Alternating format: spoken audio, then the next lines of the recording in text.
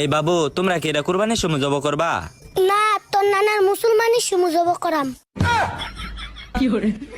ওই এ শুধু বলা মানে লোকে কি মারামারি করবার যাবি? ওই শুধু কসকারে তোর নানি জামাই। ছুড়ু না ছুড়ু। এই বাবু তোমরা কি এটা কুরবানির সময় জব করবা? না, তোর নানার মুসলমানের সময় জব করাম।